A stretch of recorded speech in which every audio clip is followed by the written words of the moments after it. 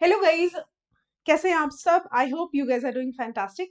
मेरा नाम है आरती गुप्ता और आज मैं लेकर के आई हूँ आपको बहुत ही इंपॉर्टेंट टॉपिक इंग्लिश ग्रामर का, जो कि है टेंसेस। आशा करती हूँ मेरी आवाज क्लियर आ रही होगी। एक बार कमेंट सेक्शन में बताइए, इज एवरीथिंग फाइन? उसके बाद हम शुरू करते हैं बहुत ही बेहतरीन टॉपिक और बहुत ही अच्छे तरीके से। अगर आप लोगों को कोई भी इशू है, कुछ भी समझ नहीं आ रहा है, तो वो जरूर कॉमेंट सेक्शन में बताइए मुझे। चलिए शुरू करते हैं आज का अपना ये session with the question number 1। So are you ready? Please बताइए मुझे।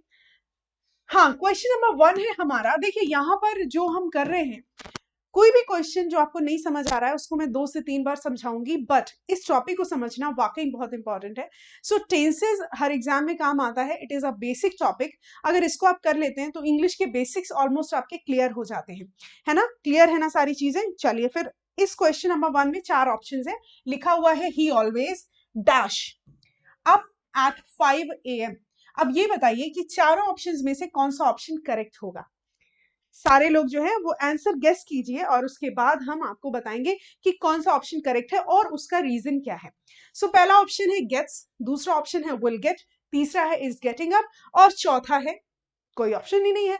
तो अब हम देखते हैं, यहां पर लिखा हुआ है एट 5 PM ही ऑलवेज। तो ये ही ऑलवेज वाली जो बातें होती हैं, चाहे वो ऑलवेज हो, ध्यान से देखिए, चाहे वो ऑलवेज हो, चाहे समटाइम्स हो, चाहे एवरी डे हो, एवरी डे, या फिर डेली हो,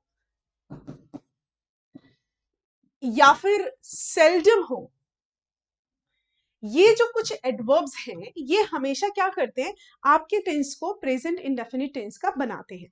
तो यहां पर ऑलवेज को देखते हुए हम यहां पर जो वर्ब लेंगे वो गेट्स लेंगे। सो ही ऑलवेज गेट्स अप। अब आप कहोगे गेट क्यों नहीं ले सकते या विल गेट क्यों नहीं ले सकते? तो वो तो मैंने आपको बता ही दिया ना, ये तो बात क्लियर हो गई हमारी। ही सिंगुलर है, इसीलिए हमारी मेन वर्ब जो होगी उसके साथ एस ई एस जरूर लगेगा। अगर प्लूरल होता तो नहीं लगाते, प्लूरल होता तो क्या करते लगा के। ओके, चलिए फिर दूसरे क्वेश्चन पर आते हैं। दूसरा क्वेश्चन है हमारा विल गेट, नहीं, दूसरा ऑप्शन है हमारा विल गेट। विल गेट अगर हम लगाते तो गलत हो जाता, क्योंकि ही ऑलवेज विल गेट का सेंस ही नहीं बन रहा था। इज गेटिंग अप नहीं बनता और ये तो होता ही नहीं। सो क्या हो गया, he always gets up at 5 PM। So अब एक चीज होती है कि इनके साथ हमेशा प्रेजेंट इंडेफिनिट टेंस लगाएंगे। जैसे ही always help me, I sometime go to temple, they every day call me, I daily go to temple, हाँ सेम ही हो गया। I seldom visit my in-laws house। कुछ भी सेंटेंस बना सकते हैं, मतलब आप अपने तरीके से। एक बार प्लीज सेशन को शेयर कर दीजिए, क्योंकि मुझे पता है कि एक सेशन, ये इंग्लिश का जो सेशन है वो आप लोग थोड़ा सा कम इंटरेस्ट के साथ देखते हैं, तो इसमें इंटरेस्ट बना के रखिए, क्योंकि अगर आप ये नहीं पढ़ेंगे तो सिलेक्शन में थोड़ा सा मुश्किल हो जाएगा। ठीक है ना एवरीबॉडी? चलिए ठीक है, आगे बढ़ते हैं। हाँ, आप लोग क्वेश्चन के आंसर्स करेंगे तो मुझको दिख जाएगा। चलिए बढ़ते हैं हमारे नेक्स्ट क्वेश्चन की तरफ। अच्छा, आवाज तो आज क्लियर है? आज कोई प्रॉब्लम तो नहीं है? आज कोई प्रॉब्लम तो नहीं हो रही? सब कुछ क्लियर है? चलो ठीक है फिर। ऑलराइट, क्वेश्चन नंबर 2 है हमारा, I have dash my work. बताइए जरा क्या होगा और क्यों होगा, रीजन क्या होगा? आई हैव के साथ में क्या डू लगा देंगे, क्या डज लगा देंगे, विल डू या डन? 4 ऑप्शंस हैं, आप लोग बताएंगे कमेंट सेक्शन में कि कौन सा ऑप्शन होगा परफेक्ट। हाँ, एक बार आप लोग बता दीजिए। स्क्रीन ब्लर हो रही है, मैं उसको जरा फिक्स करती हूँ। हाँ चलिए, आई हैव क्या हो जाएगा? हम्म, देखो सही बताया है। I have dash my work, ये हो जाएगा I have done my work. क्यों होता है डन? डू क्यों नहीं हो सकता? क्योंकि अगर आप हैज हैव के बाद में कोई भी हेल्पिंग वर्ब लेंगे तो वो हमेशा थर्ड फॉर्म की आएगी, याद रखो। I have done my work, you have completed this class, I have joined this coaching, you have worked hard, he has come here. इस तरीके से सारे सेंटेंसेस जिसमें भी हैज हैव आएगा गाइज ना, उसमें हमेशा वर्ब की थर्ड फॉर्म आएगी। क्लियर है ना सबको? कोई प्रॉब्लम? अगर कोई प्रॉब्लम हो तो मुझे ही बताएंगे। ओके, टेंस है हमारा प्रेजेंट परफेक्ट। समझ आया सबको? हाँ समझ आ गया होगा। इसका स्ट्रक्चर, ये प्रेजेंट परफेक्ट टेंस है, मैं यहाँ पे आपको लिख के बता देती हूँ। प्रेजेंट परफेक्ट टेंस और प्रेजेंट परफेक्ट टेंस का स्ट्रक्चर क्या होता है?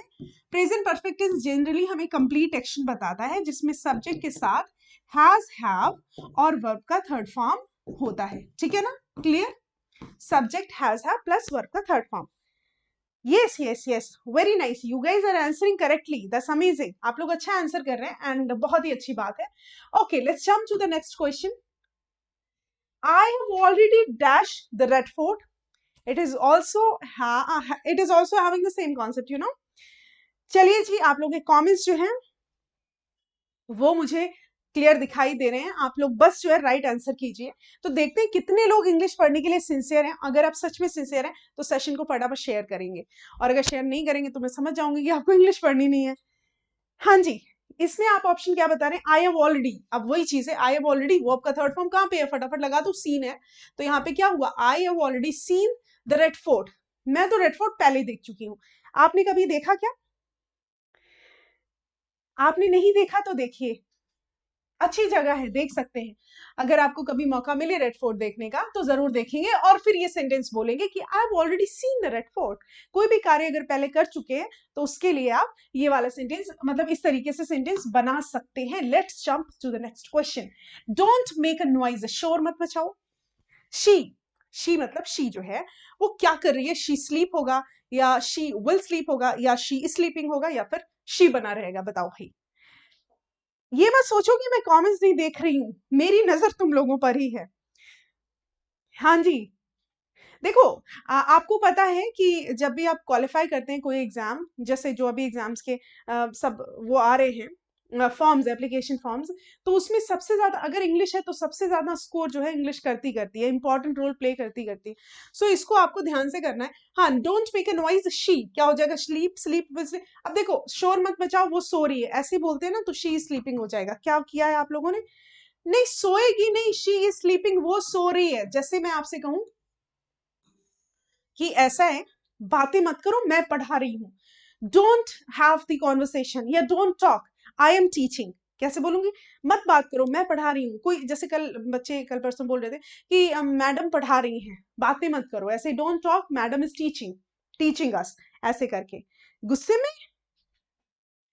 हाँ जी. देखिए, don't make a noise. She क्या हो जाएगा? Is sleeping. Okay, next question है हमारा.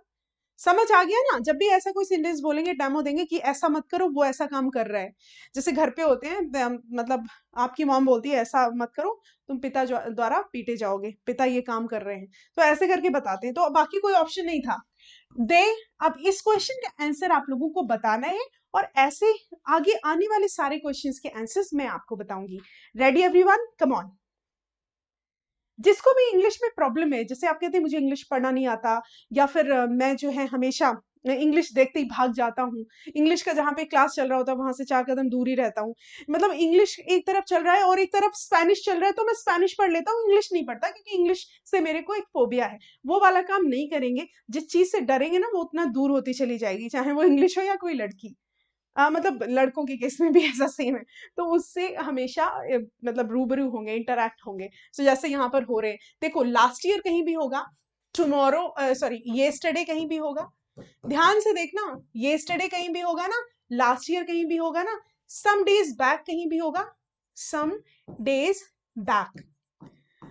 तो क्या होगा? तो ये होगा कि हमेशा वो सेंटेंस का जो टेंस रहेगा ना, वो रहेगा. याद रख लेना, ये बहुत इंपॉर्टेंट कॉन्सेप्ट है, इससे बहुत सारे क्वेश्चंस बनते हैं.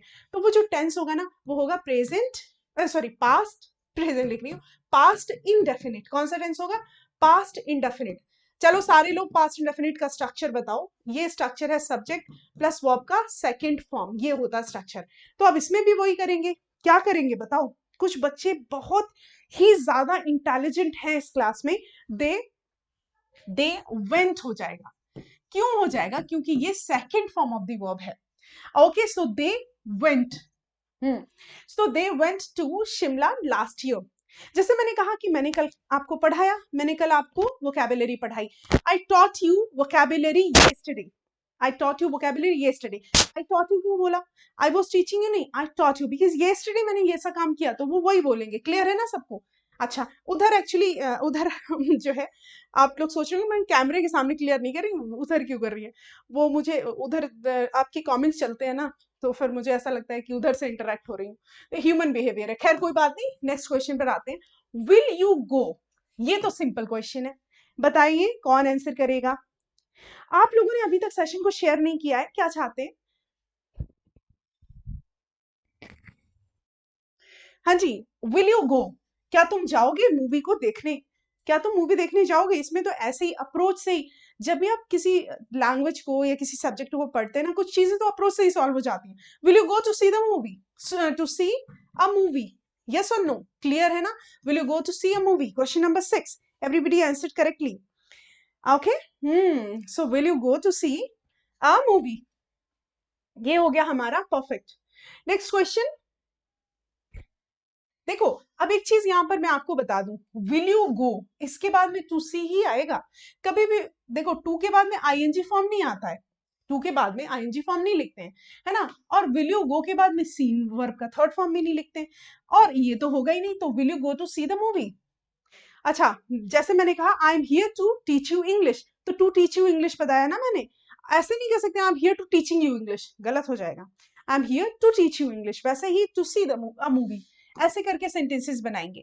देखो आपको भले ही ना लगे, लेकिन what I am doing here, I am making sentences, I am giving you examples more than one, like एक क्वेश्चन आपको दिया, on this question I am making more than one examples, तो इसका मतलब ये है कि आपको ना चीजों के बारे में पता चल रहा है। ये जैसे ये क्वेश्चन है, ये आपसे हो गया, फिर मैंने एक और आपको बताया, तो अगर आपके ध्यान, आपका कॉन्सेंट्रेशन क्लास में रहेगा ना, तो चीजें आपसे हो जाएंगी।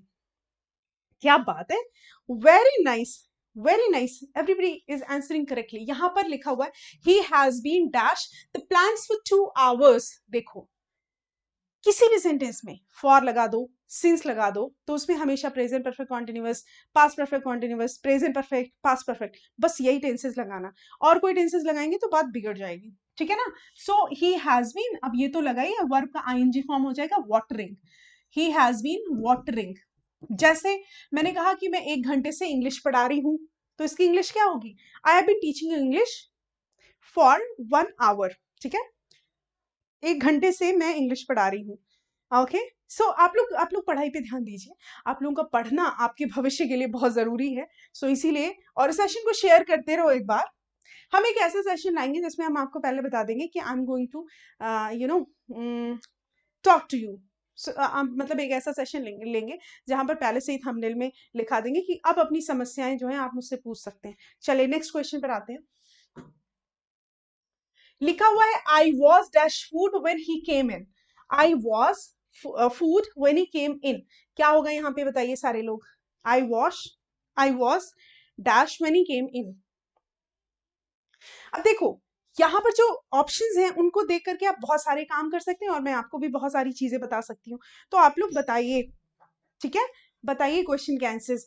देखो क्या होता है, जब एक व्हेन के बाद में हमेशा पास्ट इंडेफिनिट आता है, और वो आया हुआ है, व्हेन के बाद में क्या आया है? पास्ट इंडेफिनिट आता है, और अगर एक क्लॉज आपका पास्ट इंडेफिनिट में है, तो दूसरा क्लॉज जो यहाँ पर लिखा हुआ है वो जाएगा पास्ट कॉन्टिन्यूअस में। किस में जाएगा? पास्ट कॉन्टिन्यूअस में।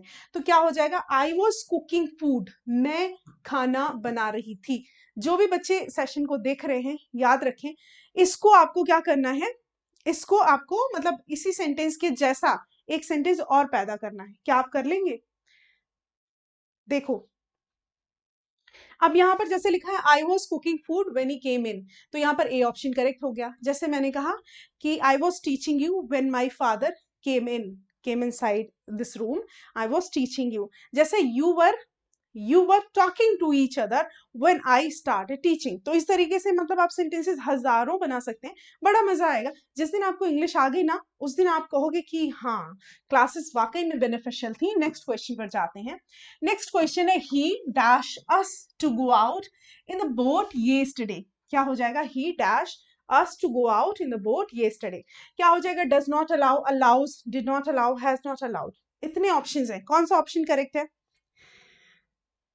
इंग्लिश एक बहुत ही मजेदार सब्जेक्ट है, मजा तो आएगा ही जब आप इंग्लिश पढ़ेंगे, तो मतलब लैंग्वेज सीखने का वैसे ही अपना अलग मजा होता है, और फिर इंग्लिश लैंग्वेज सीखने का पूरी दुनिया इसके पीछे पागल, it is a global language, तो ये मुझे बताने की जरूरत नहीं है, एवरीबडी नोज दैट वेल। यहाँ पर लिखा है ही, और फिर से येस्टरडे आ गया। अब येस्टरडे आया आपके दिमाग में, अभी वाला कॉन्सेप्ट आया, वो आपका सेकेंड फॉर्म, तो क्या लगाओगे? क्या लगाओगे? यस, डिड नॉट अलाउ लगाओगे। क्या लगाओगे? Did not allow, he did not allow us. अच्छा, एक चीज हमेशा जिंदगी में याद रखना, कुछ लोग ना इंग्लिश बहुत गलत बोलते हैं। डिडंट न्यू, जैसे सबसे जैसे डिड नॉट, उसके बाद ना वर्ब का फर्स्ट फॉर्म आता है, मतलब अगर कहीं डिड आया ना तो उसके बाद वर्ब का फर्स्ट फॉर्म आएगा हर कंडीशन में। सो यहाँ पर ही डिड नॉट अलाउ। अब कुछ लोग ना क्या करते हैं, डिड भी लगाते हैं, उसके बाद नॉट भी लगाते हैं, उसके बाद ना वर्ब का सेकंड फॉर्म भी लगा देते हैं। ऐसे कभी नहीं, मैंने खुद कुछ लोगों को बोलते सुना है, I did not knew that. अरे पागल हो क्या, I did not know that होता है, I did not knew that नहीं होता। बहुत गलती गलती जो है करते हैं, है ना। चलो नेक्स्ट क्वेश्चन, ये टॉपिक बहुत बढ़िया है, इस टॉपिक से मतलब इस टॉपिक को लेकर के दुखी मत हुआ करो। मतलब कोई भी इंग्लिश ग्रामर का टॉपिक अगर आपके सामने आया है तो उसको हमेशा उसका स्वागत करो, क्योंकि उससे क्वेश्चंस बन जाएंगे। लिखा हुआ है, I met Mohan when he dash to the post office. अब बताओ, यही कॉन्सेप्ट तो हम डिस्कस कर रहे थे, आप लोगों के दिमाग में आया होगा कि अच्छा आई मेट मोहन, मैं मोहन से मिली या मिला कब, जब वो पोस्ट ऑफिस क्या कर रहा था, जा रहा था। जा रहा है नहीं, क्योंकि जब आप मिले तब वो जा रहा था, जब आप मिले जब वो जा रहा था तो क्या लगाएंगे, yes exactly, you are right. आपके माइंड में जो आया वो मैंने पढ़ लिया, भले ही आप लोग कमेंट सेक्शन में ना बताएं, बट मुझे पता है। I met Mohan when he was going to the post office. Okay, so C option जो है that is correct, ये correct है। क्लियर, नेक्स्ट क्वेश्चन पर बढ़ा जाए। सबको समझ आ रहा है? देखो अभी या बाद में अगर आपको ये सेशन अच्छा लग रहा है तो कमेंट जरूर करना, बिकॉज मैं बाद में देखूंगी कि आप लोगों को वाकई इंग्लिश समझ आ रही है, पढ़ने के मन से आ रहे हैं, या मतलब एग्जाम क्वालिफाई करने के मन से आ रहे हैं या फिर नहीं। मतलब मुझे भी तो फीडबैक चाहिए, ऐसे मुझे समझ नहीं आएगा ना। जब आप कुछ सीखेंगे ना तो मुझे अच्छा लगेगा। When I saw him, जब मैंने उससे देखा, he dashed a portrait, same concept है, आपके दिमाग में आ गया होगा। चलो बताओ, when I saw him he dashed a portrait, क्या हो जाएगा, is painting, painted, was painting, had painting। देखो कितना ज्यादा गधा पने का ऑप्शन लिख दिया, यहाँ पे होने ही नहीं चाहिए।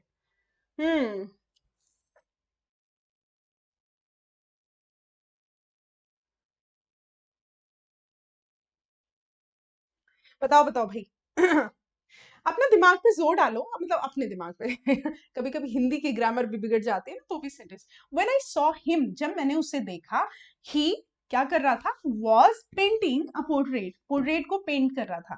वही चीज जब मैं क्लास में आई, तुम लोग बातें कर रहे थे, जब मैं पढ़ा रही थी तुम लोग अपना काम कर रहे थे, जब मैंने पढ़ाया तो तुम लोग, मतलब ऐसे करके सेंटेंसेस बना सकते हैं। ठीक है, चलो नेक्स्ट क्वेश्चन पर आओ।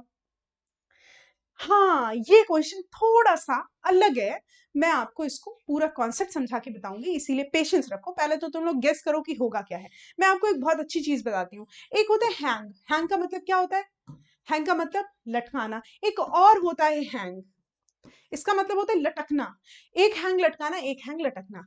यहाँ पर हैंग, हंग और हंग, ठीक है।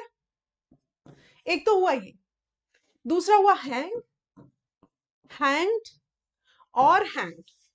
अब ध्यान से देखना, ये जो हैंग है इसका मतलब होता है लटकाना, ठीक है। जैसे आप, जैसे हैंगर होता है ना, उसी से।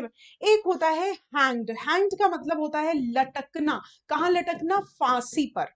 बताओ, फांसी पर लटकना, फांसी पर लटकने को क्या बोलते हैं, हैंग्ड, हैंग्ड टिल डेथ, ऐसे करके। मतलब कोई लटक जाता है फांसी पर तो न्यूज क्या निकलती है, ही हैंग्ड, वो लटक गया, फांसी पर लटक गया, ऐसे।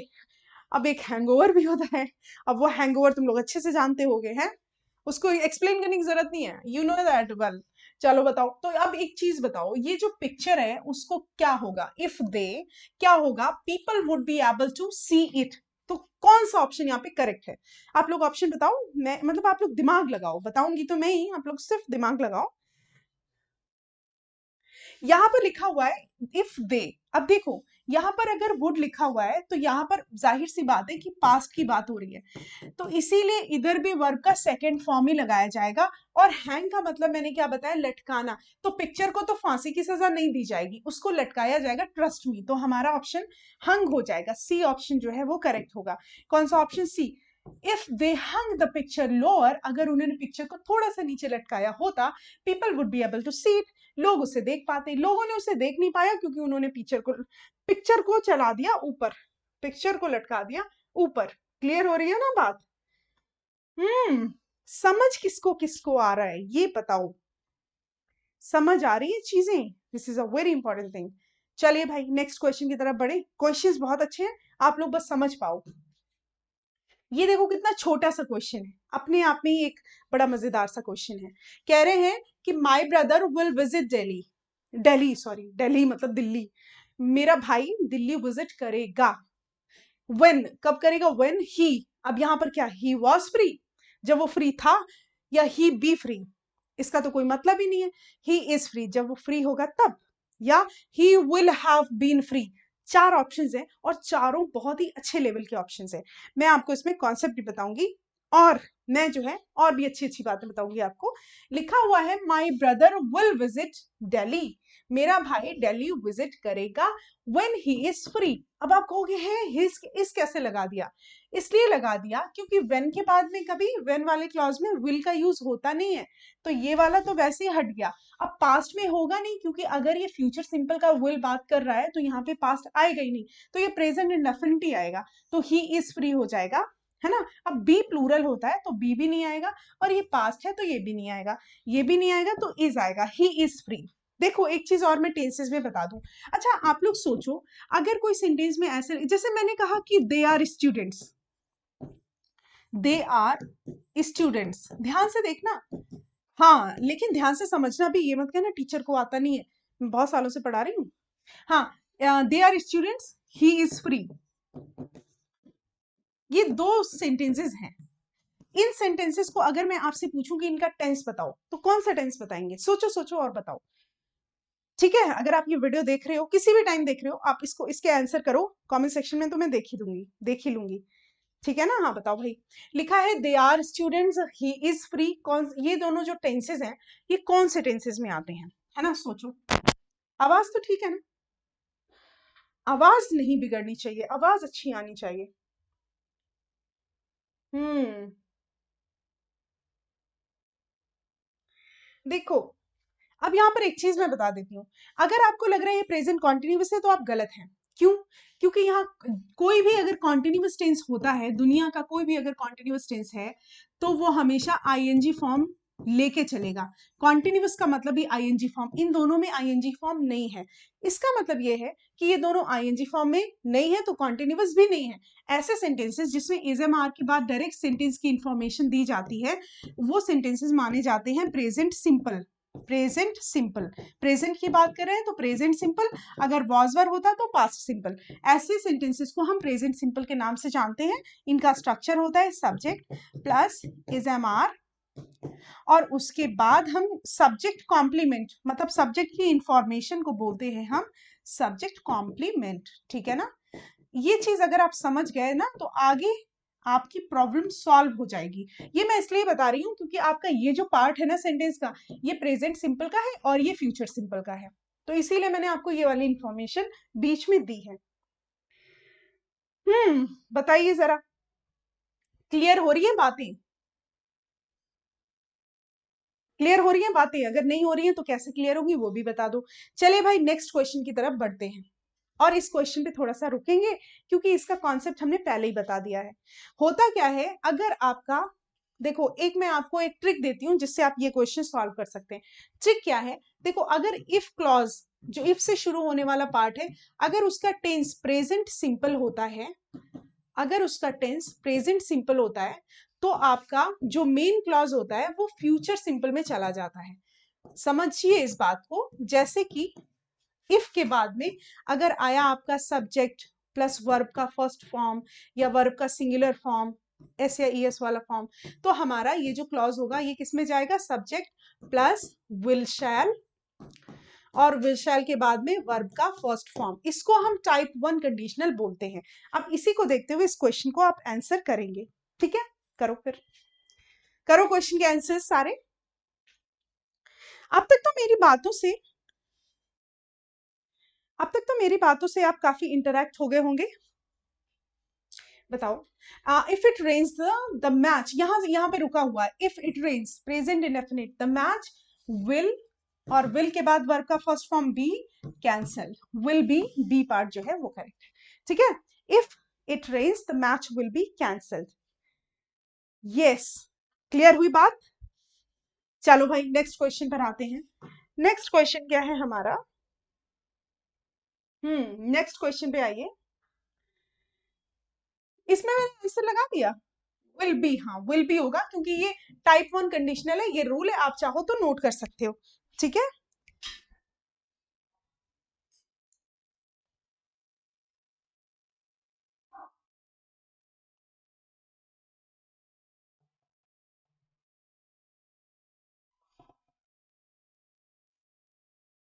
हम्म चलिए भाई। अच्छा, क्वेश्चन तो मैंने बदला ही नहीं, सॉरी सॉरी सॉरी।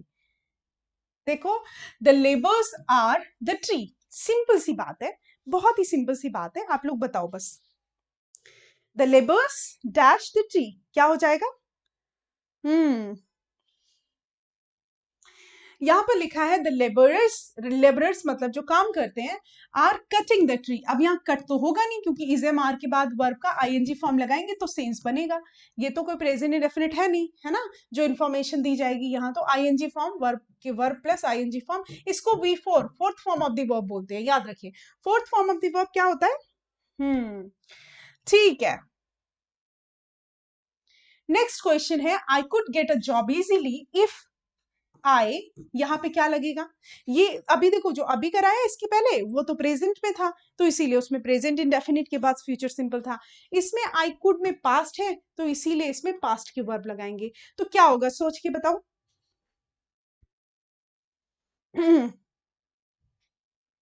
हाँ, इफ देखो, आई could get a job easily if I had a degree. देखो, हैड अ डिग्री, अगर मेरे पास डिग्री होती तो मुझे जॉब मिल जाती।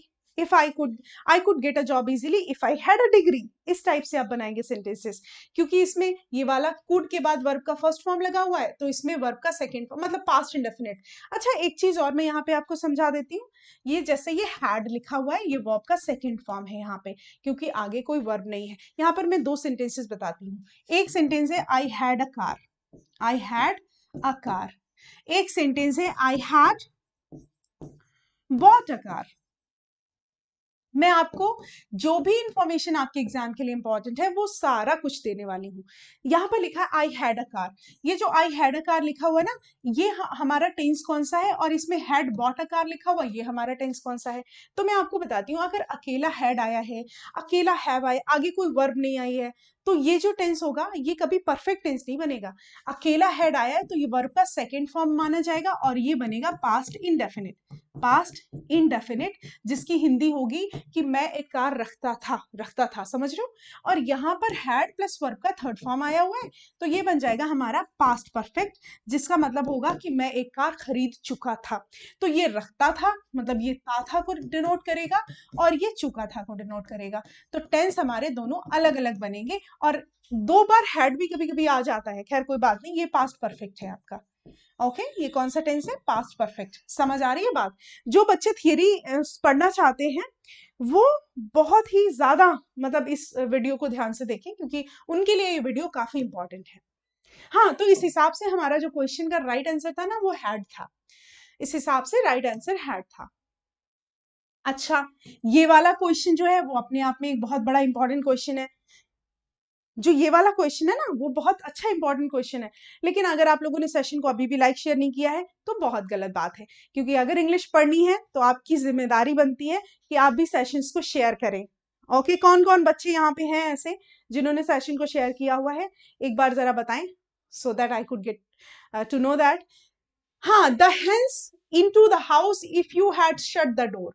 देखो, अगर इफ क्लॉज पास्ट परफेक्ट में होता है, ये भी रूल लिख लो, अगर इफ के बाद पास्ट परफेक्ट टेंस आएगा, सारे रूल्स अभी मैंने बता भी दिए हैं आपको, तो आपका जो दूसरा क्लॉज होगा उसका स्ट्रक्चर होगा सब्जेक्ट प्लस वुड या कुड या माइट, उसके बाद हैव प्लस वर्ब का थर्ड फॉर्म। ठीक है, तो यहाँ पर इसमें इफ तो आपका पास्ट परफेक्ट है, तो वुड हैव वर्ब का थर्ड फॉर्म ए में आया है, तो ये हो जाएगा the hence would not have got.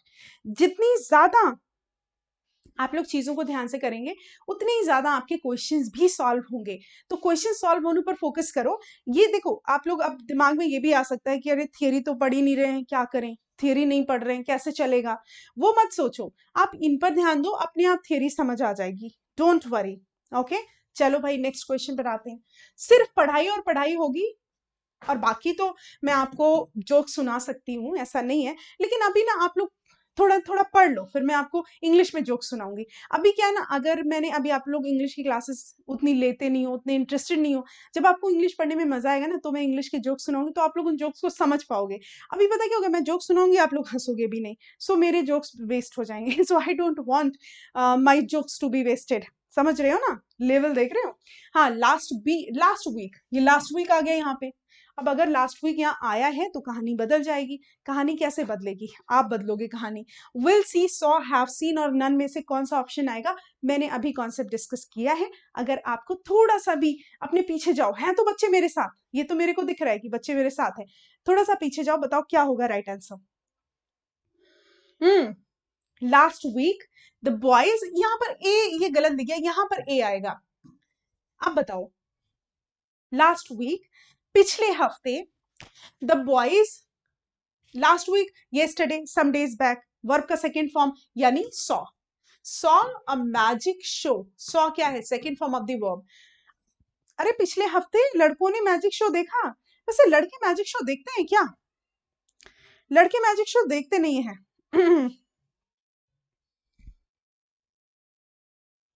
Okay, next question पर आते हैं। You should dash exercise daily. You should exercise daily, बताओ क्या होगा right answer? You should exercise daily. अब यहां पर कौन सा ऑप्शन करेक्ट है बताओ? टुक है, हैव टेकन है, टेक है और टेकिंग है। कौन सा ऑप्शन करेक्ट है बताएंगे सारे लोग? You should dash exercise daily.